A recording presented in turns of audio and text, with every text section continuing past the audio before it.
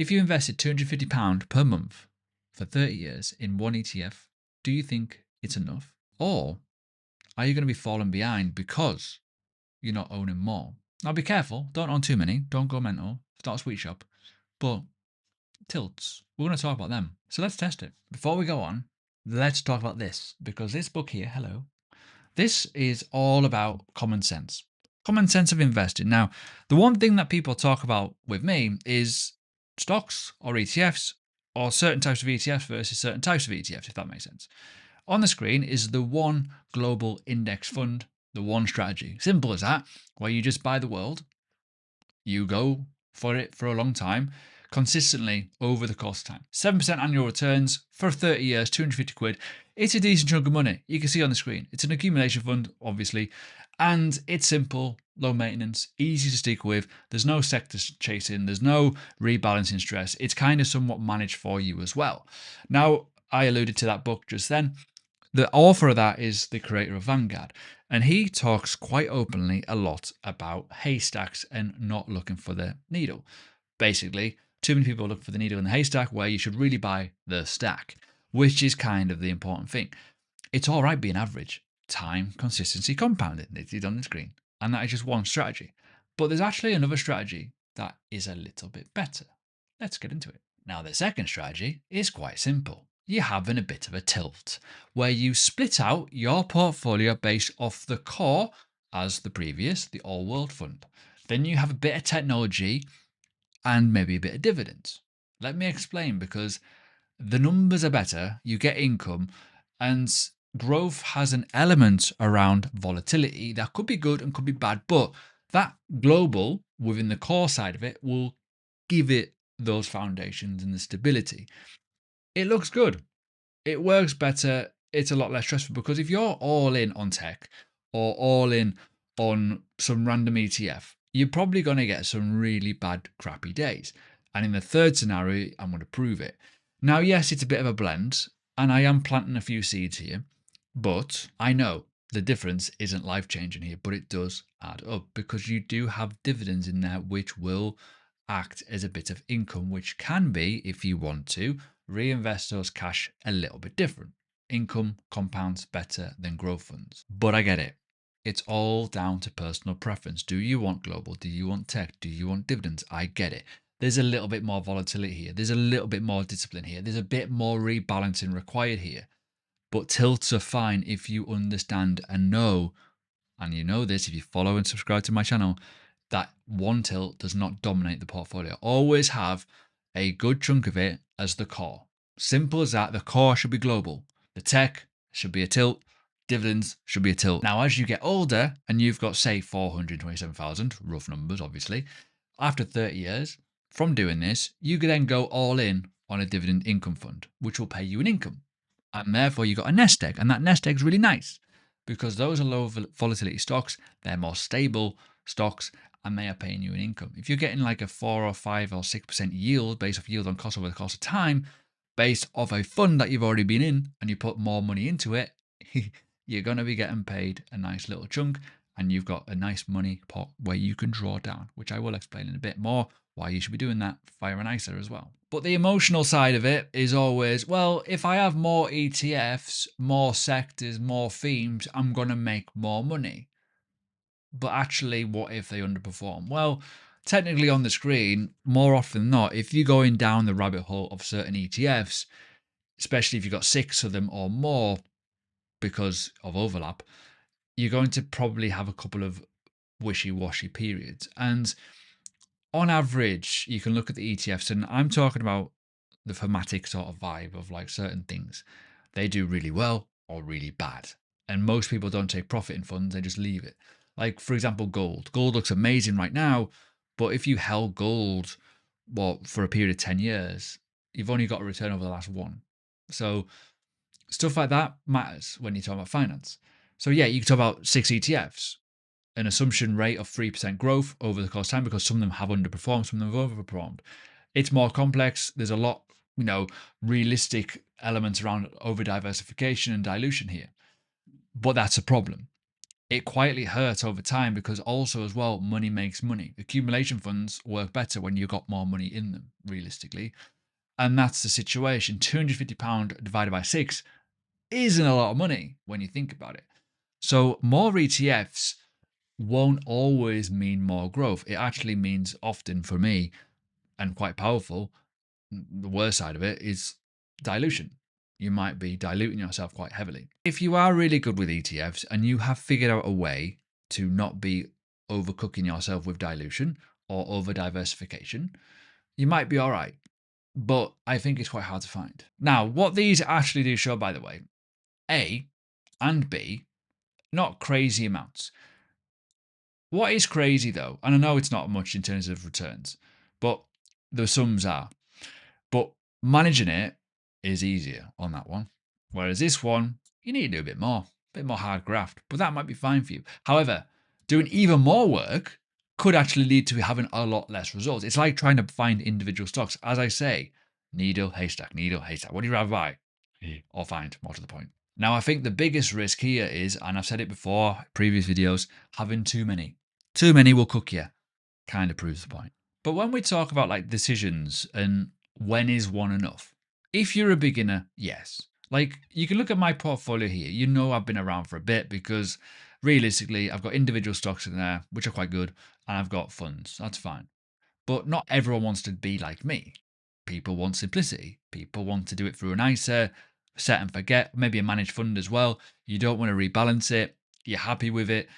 It's fine. And it's behavioral. You're working a job, you're putting money aside, it's going in. That's totally, totally fine. Whereas 2 or 3 is like myself here. You want to have a bit of an overlap. You want to have a bit of discipline. You want to be deliberate. You want to understand that my money is going to work for me harder. But you're making that trade off knowing that, well, I've got individual stocks. I need to understand that, well, something like Aviva could get absolutely battered with certain things, do well, rebalance it. You need to mix it around, but you're going to get a higher dividend yield. You're going to get certain situations that could affect it. So stuff like that is very important. But when you talk about, say, if 6 makes more sense, is if you are managing stupid amount of capital, big capital. You're not, talking about £250 a month. You're talking thousands every single month, and you've got 3, 4, £500,000 in a fund. That makes more sense because then you can split it up a little bit. But you can also use this argument for individual stocks as well. I see a lot of people who say 30, 40, 50 different stocks. If you're a beginner, that's bad. But if you've been in the market for 20 years, that might be fine because there's new releases, there's new things that change. You don't want to lose what you've already built from the past. I've seen a lot of compound investors do that. But as I say, they're 20, 30, 40 years in the game. But this is a thing we can talk about on my website here, investment calculator. The psychological element is it's all down to you. It's all down to how much planning, how much you're willing to risk, what is your percentage risk on each fund, and what is the performance. Now, you can look very, very simply. Yeah, if you're starting off with £5,000, you're going to put £500 per month in, which some people is a lot, but some people that's fine. And you do have time. You could become a millionaire pretty damn quickly over the course of a 30-year period, which isn't a lot when you're thinking something you're building in the background. You're probably going to have more wealth anyways.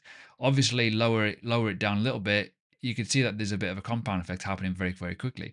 If you add reinvest in dividends, it's going to basically go pretty berserk very, very quickly because of that side of it.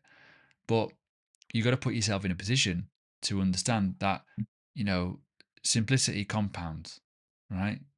But when you think about the simplicity side of, say, 7% average return, growth fund, whatever, very, very simply, it's an accumulation fund, that's fine. But complexity, let me get my words out, can tempt you. Oh, individual stocks pay more. Oh, buy this, buy that, I can make more money. But also you could lose. You could lose out pretty big by doing the wrong thing. But I said before, ISAs, drawing down from an ISA. And I did a video on my Instagram not too long ago talking about pensions versus ISAs. And I said, use both because it's quite simple. An ISA should be there for flexibility and availability, right? So within an ISA, if it's set up correctly, you will pay no capital gains and you'll pay no dividend tax. That's brilliant, right? For obvious reasons. Now, with a SIP, you can do a similar strategy, but it's locked up a bit further. And yeah, you get the government whatever it's called, bonus scheme these days, but you do get taxed on the way out. So you can manage it in terms of like, instead of paying tax on the way out, you can have this as your core element. Well, hey, you got some monies. You can draw down a bit of your pension, not all of it, underneath the tax threshold and not pay any tax. At the end of the day, that's just about planning. But as I said before, if you're going to go all in at the end into a dividend fund, you might be getting dividends that is tax free into your account as cash. Happy as Larry. That is the situation you need to get into eventually over the course of time. The problem is, as I say, beginners love to go for, I want to get rich very, very quickly and I'll do everything I possibly can. And then they lose because something goes wrong with one or two of their funds. I know people with 12, 13, 14, 15 funds, and I cannot get my little head around the fact that why that is a thing these days, because that's a lot of investment power. But if you've not yet done so and you want a little bit more guidance in terms of a bit of research, now I am building stuff. This is fully open at the minute. It's for members only via an email. But I am looking to remove ETFs off this and building my own ETF screener, if that makes sense. So I'll do one for research individual stocks and a one for, say, these, for example. Because with stuff like this, it's great, but I think it needs to be more objective for funds, basically, where it's more around cash. So it kind of makes sense, but it doesn't make sense. So I am going to change it. It will become better. And yeah, you could talk about different funds and where you can buy them, that's fine.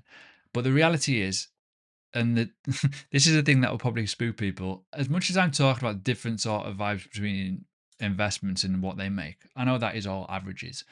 But you're going to find that very, very quickly when you start doing a bit of stock market research and you find them funds, you will know that certain funds will do well at certain points. The reason why I'm using the FTSE 100, the FTSE 100 right now is on an absolute tear. It's flying.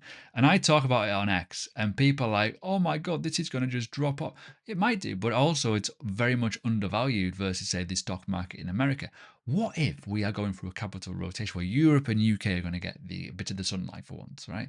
So it's that situation we need to look at and be mindful of. But it's all about the research, right? It really is.